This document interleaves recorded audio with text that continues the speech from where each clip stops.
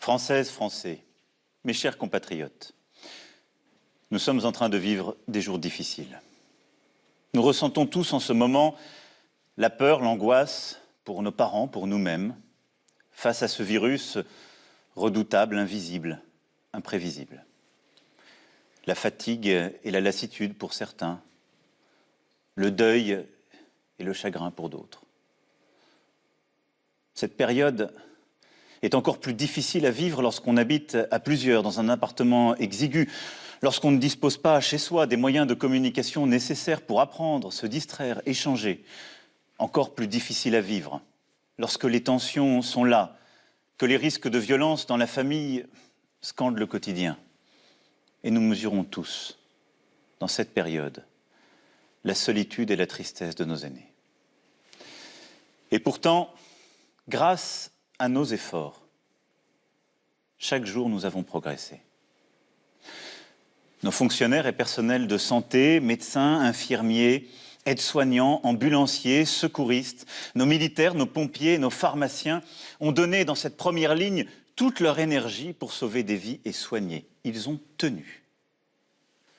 Les hôpitaux français ont réussi à soigner tous ceux qui s'y présentaient. Ces journées, ces semaines ont été et resteront l'honneur de nos soignants, en ville comme à l'hôpital.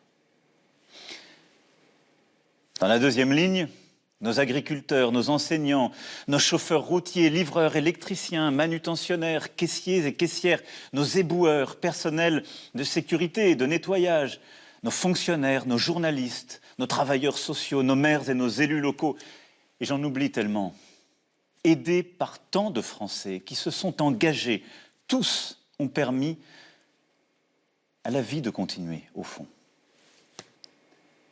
Et chacun d'entre vous, dans ce que j'ai appelé cette troisième ligne, chacun d'entre vous, par votre civisme, en respectant les règles de confinement, grâce aussi à la vigilance de nos policiers et de nos gendarmes, vous avez fait que l'épidémie commence à marquer le pas. Les résultats sont là. Plusieurs régions ont pu être épargnées. Depuis quelques jours, les entrées en réanimation diminuent. L'espoir renaît. Et je veux ce soir vous remercier très chaleureusement pour ce dévouement et vous dire toute ma reconnaissance. Alors, étions-nous préparés à cette crise? À l'évidence, pas assez. Mais nous avons fait face. En France, comme partout ailleurs, nous avons donc dû parer à l'urgence, prendre des décisions difficiles à partir d'informations partielles, souvent changeantes, nous adapter sans cesse. Car ce virus était inconnu et il porte encore aujourd'hui beaucoup de mystères. Le moment, soyons honnêtes, a révélé des failles, des insuffisances. Comme tous les pays du monde, nous avons manqué de blouses, de gants, de gel hydroalcoolique. Nous n'avons pas pu distribuer autant de masques que nous l'aurions voulu pour nos soignants, pour les personnels s'occupant de nos aînés, pour les infirmières, les aides à domicile. Dès l'instant où ces problèmes ont été identifiés, nous nous sommes mobilisés. Gouvernement, collectivités locales, industriels, associations, pour produire et pour acquérir le matériel nécessaire. Mais je mesure pleinement que lorsque l'on est au front, il est difficile d'entendre qu'une pénurie mondiale empêche les livraisons. Les commandes sont désormais passées. Surtout, nos entreprises françaises et nos travailleurs ont répondu présents et une production comme en temps de guerre s'est mise en place. Nous avons réouvert des lignes pour produire, nous avons réquisitionné. D'ici 3 semaines, nous aurons, imaginez-le, multiplié par 5 la production de masques pour nos soignants en France. Et nous aurons produit 10 000 respirateurs supplémentaires de plus sur notre sol. Ces respirateurs si précieux en réanimation. Grâce à ces efforts, nous saurons faire face. Et nous allons continuer à distribuer davantage d'équipements. Mais comme vous, j'ai vu des ratés, encore trop de lenteur, de procédures inutiles, des faiblesses aussi de notre logistique. Nous en tirerons toutes les conséquences, en temps voulu, quand il s'agira de nous réorganiser. Ces dernières semaines, soyons aussi justes avec notre pays, ont été marquées par de vraies réussites. Le doublement du nombre de lits en réanimation, ce qui n'avait jamais été atteint. Les coopérations inédites entre l'hôpital, les cliniques privées et la médecine de ville. Le transfert de patients vers les régions les moins touchées, mais aussi vers le Luxembourg, la Suisse, l'Allemagne et l'Autriche que je remercie. La mise en place de l'enseignement à distance, l'organisation de chaînes de solidarité dans nos communes, la réussite de tous ceux qui nous ont nourris durant ces semaines, sans rupture, avec engagement. Le rapatriement de plusieurs dizaines de milliers de ressortissants français et européens depuis des pays du monde entier et le soutien aux Français de l'étranger. Très souvent, ce qui semblait impossible depuis des années, nous avons su le faire en quelques jours.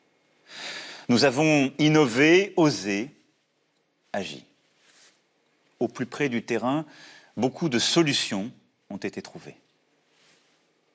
Nous devrons nous en souvenir, car ce sont autant de forces pour le futur.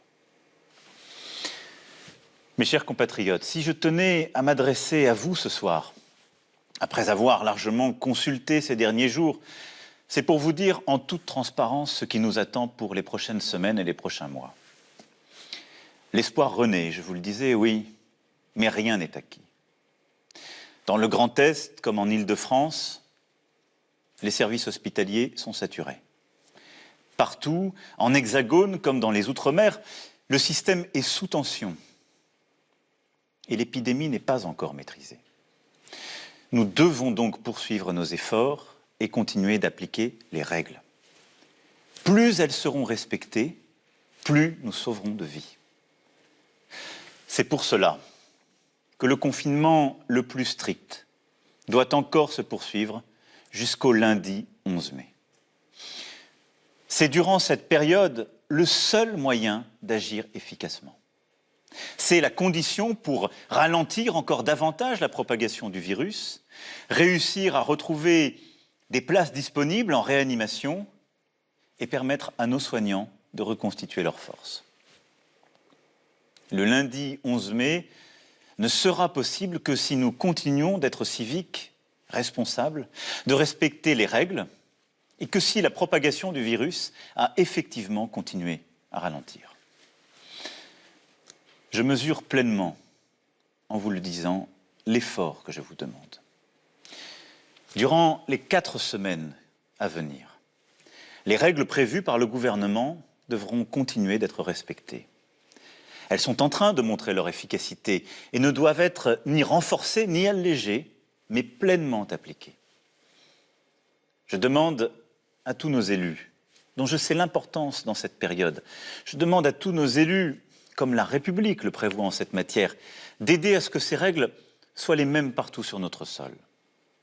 Des couvre-feux ont été décidés là où c'était utile, mais il ne faut pas rajouter des interdits dans la journée.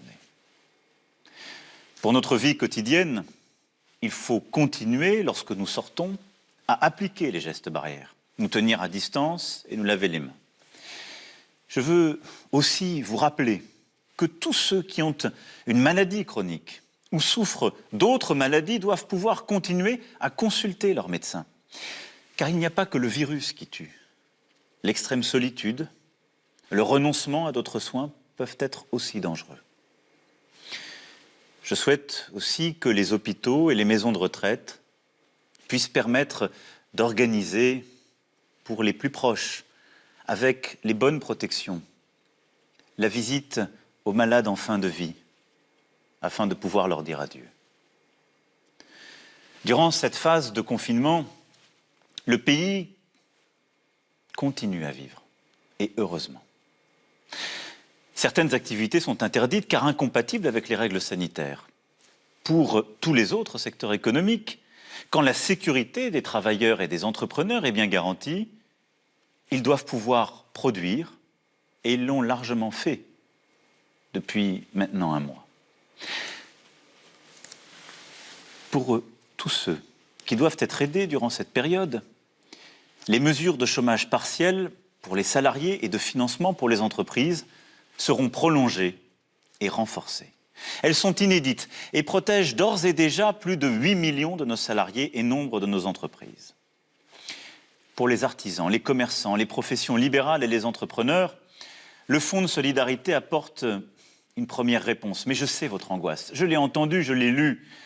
Les charges qui continuent de tomber, les traites, les loyers, les emprunts.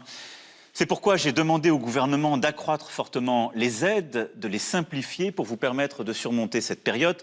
Je souhaite que les banques puissent décaler toutes les échéances beaucoup plus massivement qu'elles ne l'ont fait. Et les assurances doivent être au rendez-vous de cette mobilisation économique. J'y serai attentif. Il y a donc un travail dans les prochains jours à poursuivre pour vous consolider économiquement dans cette période. Rapidement, un plan spécifique sera mis en œuvre pour les secteurs qui, comme le tourisme, l'hôtellerie, la restauration, la culture et l'événementiel, seront durablement affectés. Des annulations de charges et des aides spécifiques seront mises en place. Pour les plus fragiles et les plus démunis, ces semaines sont aussi très difficiles. Je veux remercier les maires, les élus locaux, les associations qui se sont fortement mobilisés aux côtés du gouvernement. Et j'ai demandé à celui-ci d'aller plus loin, là aussi, et de verser sans délai une aide exceptionnelle aux familles les plus modestes avec des enfants, afin de leur permettre de faire face à leurs besoins essentiels. Les étudiants les plus précaires, vivant parfois loin de leur famille, en particulier lorsque celles-ci viennent d'outre-mer, seront aussi aidés. Dès mercredi, le Conseil des ministres décidera des moyens financiers nouveaux et le gouvernement apportera toutes les réponses nécessaires à chaque fois qu'il le faudra.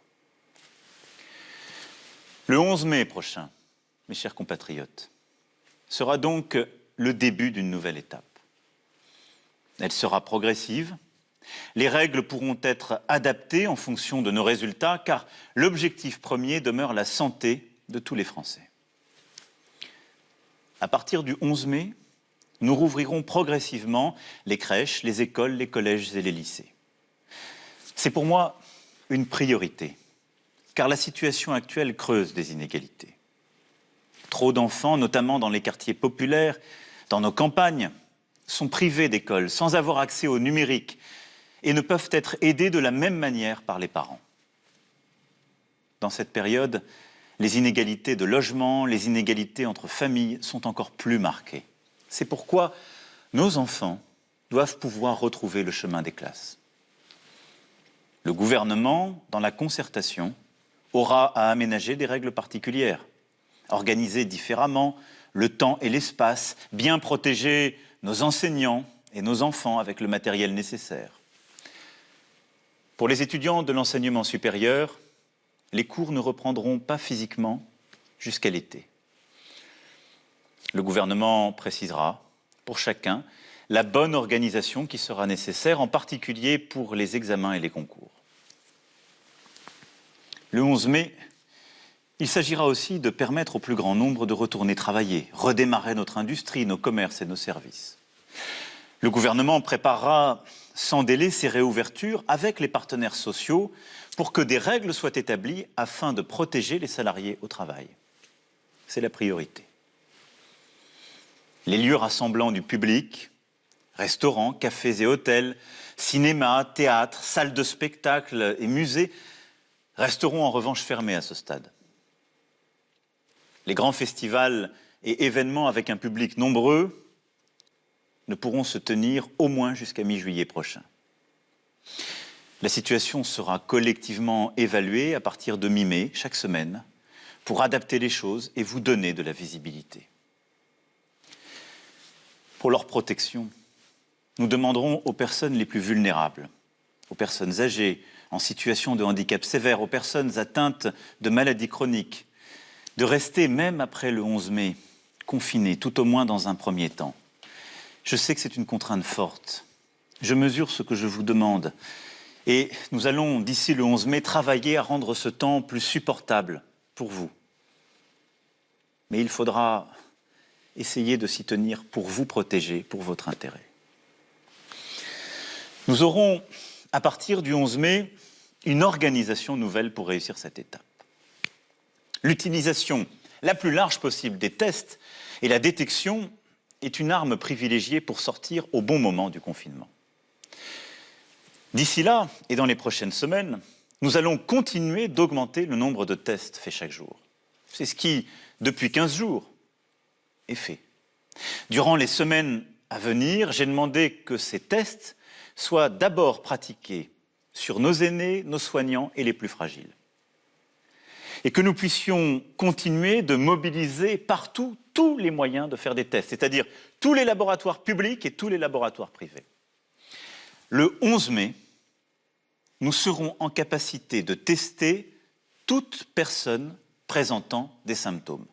Nous n'allons pas tester toutes les Françaises et tous les Français, ça n'aurait aucun sens. Mais toute personne ayant un symptôme doit pouvoir être testée. Les personnes ayant le virus pourront ainsi être mises en quarantaine, prises en charge et suivies par un médecin. Pour accompagner cette phase, plusieurs innovations font l'objet de travaux avec certains de nos partenaires européens, comme une application numérique dédiée qui, sur la base du volontariat et de l'anonymat, permettra de savoir si oui ou non l'on s'est trouvé en contact avec une personne contaminée. Vous en avez sûrement entendu parler. Le gouvernement aura à y travailler, il ne faut négliger aucune piste, aucune innovation. Mais je souhaite qu'avant le 11 mai, nos assemblées puissent en débattre et que les autorités compétentes puissent nous éclairer. Car cette épidémie ne saurait affaiblir notre démocratie ni mordre sur quelques libertés. Jusqu'à nouvel ordre, nos frontières avec les pays non européens resteront fermées. Nous déploierons ensuite tous les moyens nécessaires à la protection de la population. En complément des gestes barrières que vous connaissez bien et qu'il vous faudra continuer à appliquer, l'État, à partir du 11 mai, en lien avec les maires, devra permettre à chaque Français de se procurer un masque grand public. Pour les professions les plus exposées et pour certaines situations comme dans les transports en commun, son usage pourra devenir systématique. Ce sera possible grâce à nos importations et grâce à la formidable mobilisation d'entrepreneurs et de salariés partout sur le territoire pour produire massivement ce type de masque. Le gouvernement présentera d'ici 15 jours, sur la base de ces principes, le plan de l'après-11 mai et les détails d'organisation de notre vie quotidienne. Des points de rendez-vous réguliers se tiendront pour que nous puissions adapter les mesures prises et ensemble décider de manière régulière d'ajuster les choses. Alors, à quelle échéance dès lors? Peut-on espérer entrevoir la fin définitive de cette épreuve? Quand pourrons-nous renouer avec la vie d'avant? Je sais vos questionnements, je les partage. Ils sont légitimes. J'aimerais tellement pouvoir tout vous dire et vous répondre sur chacune de ces questions, mais en toute franchise, en toute humilité, nous n'avons pas de réponse définitive à cela. Aujourd'hui, d'après les premières données qui seront prochainement affinées par ce qu'on appelle les tests sérologiques, une très faible minorité de Français ont contracté le Covid-19. Ce qui veut dire que nous sommes loin de ce que les spécialistes appellent l'immunité collective, c'est-à-dire ce moment où le virus arrête de lui-même sa circulation parce que suffisamment d'entre nous l'avons eu. C'est pourquoi la première voie pour sortir de l'épidémie est celle des vaccins. Tout ce que le monde compte de talents, de chercheurs, y travaille. La France est reconnue en la matière et a d'excellentes ressources. Parce que c'est sans doute la solution la plus sûre, même s'il faudra plusieurs mois au moins pour la mettre en œuvre. Notre pays investira encore plus massivement dans la recherche. Et je porterai dans les prochains jours une initiative avec nombre de nos partenaires en votre nom pour accélérer les travaux en cours. La seconde voie, ce sont les traitements. Nous y travaillons depuis le premier jour. Il y a eu, je le sais, beaucoup de débats dans le pays. Toutes les options sont explorées. Et notre pays est celui qui a engagé le plus d'essais cliniques en Europe. J'ai tenu moi-même à comprendre chacune des options possibles, à m'assurer que tout était essayé dans les meilleurs délais et avec rigueur. Il ne s'agit pas de donner un traitement si on n'est pas sûr, mais de procéder à tous les essais cliniques pour que toutes les pistes soient poursuivies. Et croyez-le, nos médecins, nos chercheurs travaillent d'arrache-pied. Aucune piste n'est négligée, aucune piste ne sera négligée, je m'y engage. Voilà, ce soir, je partage avec vous ce que nous savons et ce que nous ne savons pas. Nous finirons par l'emporter, mais nous aurons plusieurs mois à vivre avec le virus. Avec humilité, il nous faut aujourd'hui décider et agir en tenant compte des incertitudes. Avec lucidité, oui, parce que regardez l'Asie. Le virus semblait avoir été vaincu et il revient dans de nombreux pays qui, à nouveau, décident de refermer leurs économies. Il nous faut donc procéder avec calme et courage. Mais ce que je sais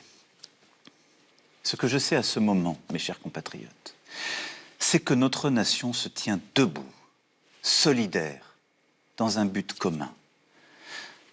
On disait que nous étions un peuple indiscipliné, et voilà que nous respectons des règles, des disciplines parmi les plus rigoureuses jamais imposées à notre peuple en temps de paix.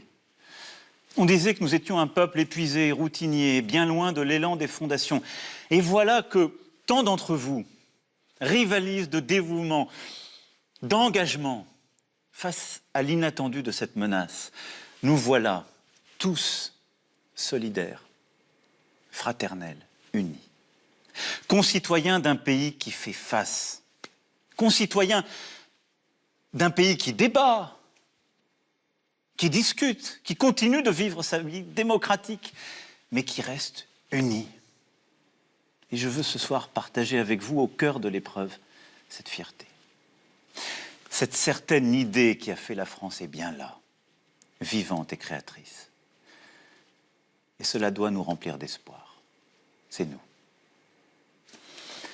Durant les semaines à venir, le gouvernement, le Parlement, notre administration, avec nos maires et nos élus locaux, auront à préparer la suite. Pour ce qui me concerne, je tâcherai de porter en Europe notre voix afin d'avoir plus d'unité, de solidarité. Les premières décisions ont été dans le bon sens. Et nous avons beaucoup poussé pour cela, qu'il s'agisse de la Banque centrale européenne, de la Commission européenne ou des gouvernements. Mais nous sommes à un moment de vérité qui impose plus d'ambition, plus d'audace, un moment de refondation. Nous devons aussi savoir aider nos voisins d'Afrique à lutter contre le virus plus efficacement, à les aider aussi sur le plan économique en annulant massivement leurs dettes. Oui, nous ne gagnerons jamais seuls, parce qu'aujourd'hui, à Bergame, Madrid, Bruxelles, Londres, Pékin, New York, Alger ou Dakar, nous pleurons les morts d'un même virus. Alors si notre monde sans doute se fragmentera, il est de notre responsabilité de bâtir dès aujourd'hui des solidarités et des coopérations nouvelles. Il nous reviendra aussi, dans les prochaines semaines, de préparer l'après. Il nous faudra rebâtir notre économie plus forte afin de produire et redonner plein espoir à nos salariés et nos entrepreneurs, garder notre indépendance financière. Il nous faudra rebâtir une indépendance agricole, sanitaire, industrielle et technologique française et plus d'autonomie stratégique pour notre Europe. Cela passera par un plan massif pour notre santé, notre recherche, nos aînés, entre autres. Il nous faudra nous rappeler aussi que notre pays, aujourd'hui, tient tout entier sur des femmes et des hommes que nos économies reconnaissent et rémunèrent si mal. Les distinctions sociales ne peuvent être fondés que sur l'utilité commune. Ces mots, des Français les ont écrits il y a plus de 200 ans. Nous devons aujourd'hui reprendre le flambeau et donner toute sa force à ce principe. Il nous faudra bâtir une stratégie où nous retrouverons le temps long, la possibilité de planifier la sobriété carbone, la prévention, la résilience, qui seuls peuvent permettre de faire face aux crises à venir. Ces quelques évidences s'imposent aujourd'hui à nous, mais ne suffiront pas. Et je reviendrai donc vers vous pour parler de cet après. Le moment que nous vivons est un ébranlement intime et collectif. Sachons le vivre comme tel. Il nous rappelle que nous sommes vulnérables. Nous l'avions sans doute oublié.